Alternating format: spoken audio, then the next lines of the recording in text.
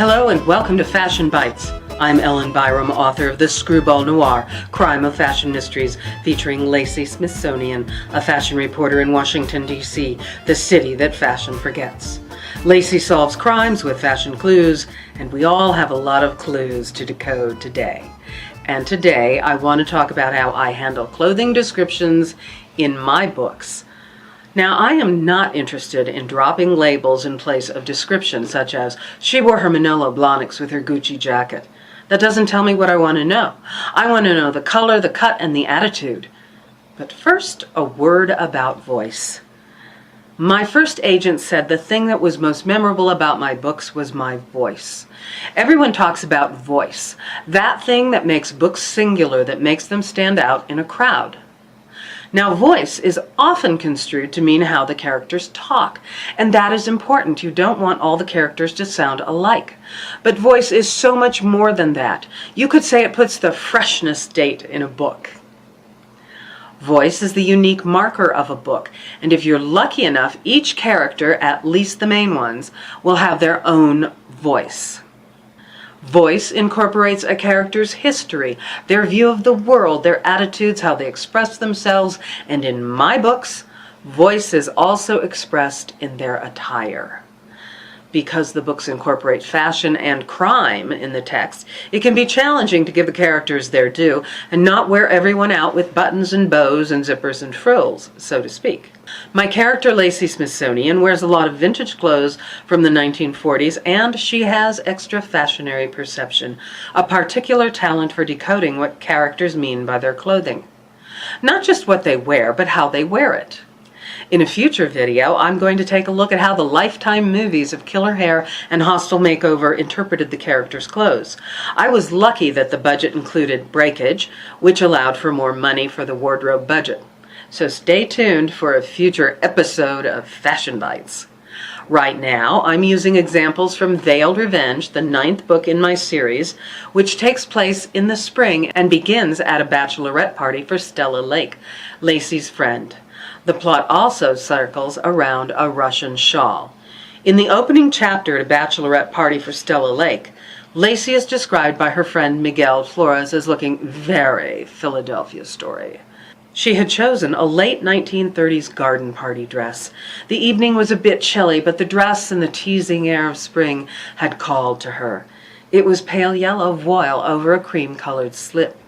The original belt was long gone, but Lacey substituted a green ribbon at the waist. The style was all in the details, the covered buttons, the lace cuffs, and the small decorative lace pockets high on the bust. I was inspired by this garden party dress, with its buttons and cuffs and lace for the description of Lacey's frock. This dates from the late 1930s. However, I've made changes in the text. This dress is beige, and everyone who knows me knows I have problems with beige. I changed the dress in the book to yellow and gave it a green ribbon belt. I am often inspired by vintage clothes for Lacey's attire. I find inspiration elsewhere for the other characters. Stella Lake is the bride-to-be, and her style always makes a statement.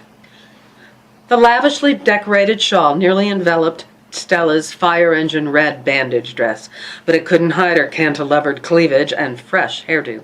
Her romantic streak was reflected in her cupid curls, brushing against her collarbone, newly highlighted in light pink, not shocking scarlet as she had threatened.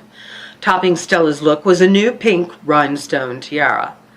Stella was the manager of Stiletto Salon in Washington, D.C.'s trendy DuPont Circle neighborhood, and Lacey's least predictable best friend.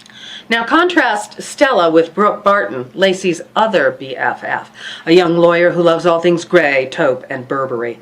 Her hair is always blonde and under control, usually worn in a long braid. Many of the bachelorettes wore skinny, strapless summer dresses. They were pushing the spring season. Once the buds appeared on the trees and light green leaves peeked out, spring fever couldn't be held back. Even Brooke was in her sober, lawyerly version of spring-induced giddy finery.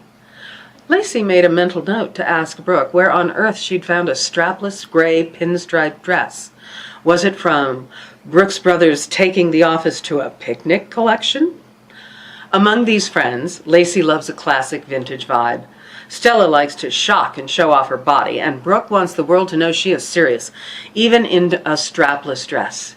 Into this mix comes Marie Largesse, a Louisiana psychic who is happy telling fortunes to the partygoers. That's the plan, because when Marie has a traumatic psychic vision, she faints, but she never remembers what she saw. The Russian shawl belongs to her. Mock the shawl and flirt with disaster, the fortune-teller said, her hand raised in warning. Some say it has unearthly powers. Some even say it's haunted. You who may scoff at this ancient garment, mind you don't lose your way, your money, or even your life. With her cascading black ringlets and her Rubenesque figure swathed in swirls of gold skirts and flounced out sleeves, Marie Largesse looked the part of the gypsy soothsayer. Marie held the embroidered garment just out of touching distance, stroking it gently with her bejeweled fingers and tracing the flowers with her purple painted nails. Now, this embroidered shawl doesn't look like the one in my book, but I have always found it to be warm and inspiring. I found it in a vintage clothing store years ago. At the time, it was about 50 years old and had been given to a young bride as a wedding present.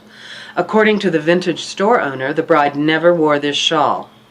I have made up for her neglect and wear it all the time.